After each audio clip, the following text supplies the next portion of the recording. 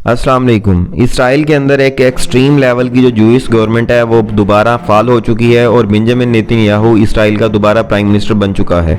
ये जानकर आपको बहुत हैरानगी होगी कि ये बहुत कम मार्जिन के साथ ये इलेक्शन विन किया है इसने, और ये 2022 का तकरीबन तीसरा इलेक्शन है जिसको ये विन करके आया है और ये बंदा इसराइल का प्राइम मिनिस्टर बन चुका है। लेकिन अब सोचने की बात यह है कि ये आया क्यों है और जो दुनिया के बदलते हालात हैं उसके अंदर इसकी स्पेस कैसे बन गई। तो आइए जानते हैं। सबसे पहले तो हम इस चीज़ के ऊपर डिस्कस करते हैं कि ये इसको लाया क्यों गया है और ये किस बेस के ऊपर इक़्तिदार पे है। जैसे हम अगर साथ वाले मुल्क इंडिया की बात कर लें तो उसके अंदर जो मोदी का मैनिफेस्टो था वो यही था कि मैं एंटी पाकिस्तान हूँ, मैं एंटी चाइना हूँ, मैं एंटी मुस्लिम हूँ। वो उस बयानी पर जीता और वो इक़्तिदार में आके वही काम कर रहा है। इसी तरह से ये जो आदमी है इसराइल में बेंजामिन नेतन्याहू, इसका जो मैनिफेस्टो था वो यही था कि मुसलमानों पर जुल्म करना है, अरब कन्फ्लिक्ट को प्रमोट करना है और ईरान के न्यूक्लियर प्रोग्राम को इसने इफेक्ट करना था। और इसी बिना के ऊपर इसने अब इलेक्शन विन किया और ये अच्छी खासी मेजोरिटी लेकर इसकी पार्लियामेंट में आया है और अब प्राइम मिनिस्टर सेलेक्ट हो गया है। और इसने अपनी पहली स्पीच में यही किया है कि मैं अरब स्प्रिंग के साथ जो मेरे कन्फ्लिक्ट है मैं उसको वाइंड अप करूंगा, और जो ईरान के साथ डील चल रही है यूएसए की, उसका ये मैनिफेस्टो है कि मैं इस डील को सबूताज करूंगा और ईरान पर सैंक्शंस लगवाऊंगा।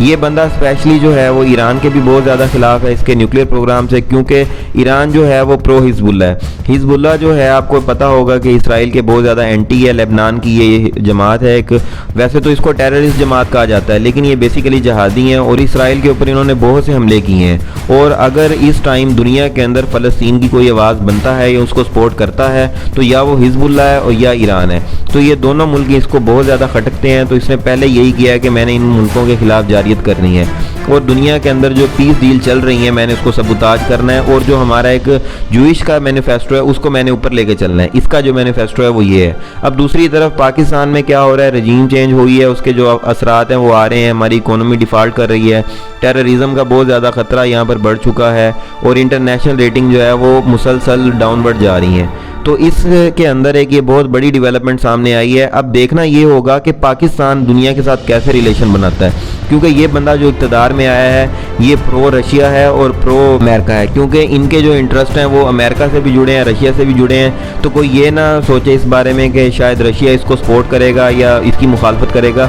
इन दोनों के यहाँ पर इंटरेस्ट हैं, क्योंकि ये रशिया का भी एलआई है और यूएस का भी एलआई है, और ये दोनों से जो है इम्पोर्ट एक्सपोर्ट के इसके बराबर के ताल्लुकात हैं। और मज़े की बात ये है कि जो चाइना हमारा नेबरहुड कंट्री है और हम जिसे कहते हैं हमारा नाम नेहाद दोस्त भी है, उसके साथ भी इसके बहुत अच्छे रिलेशंस हैं, ट्रेड जो है वो करते हैं। और ऐसा ऐसा जब ये पहले प्राइम मिनिस्टर था इसने मोहम्मद बिन सलमान के साथ भी कुछ मीटिंग्स की और इसने बहुत ज़्यादा जो है ना रिलेशन डेवलप कर लिए थे सऊदी अरब के साथ, यूएई के साथ। तो बाकायदा तौर पर इसराइल जो है उसने एम्बेसी अपनी बना ली है, तो वो ट्रेड भी कर रहे हैं, बिजनेस एग्रीमेंट भी कर रहे हैं। तो इस केस के अंदर हम ये देख रहे हैं कि पाकिस्तान मुसलसल जवाल का शिकार हो रहा है। क्या वजह है? वजह यही है कि जो कुछ लोग यहाँ पर इक़्तिदार में बैठे हैं या जो उनके लाने वाले हैं उनकी अना का मसला बन चुका है। जब तक उनकी अना का मसला हल नहीं होगा पाकिस्तान इसी तरह डाउनवर्ड जाएगा और इसी तरह नेतन्याहू जैसी मुसीबतें हमारे ऊपर नाजिल होती रहेंगी।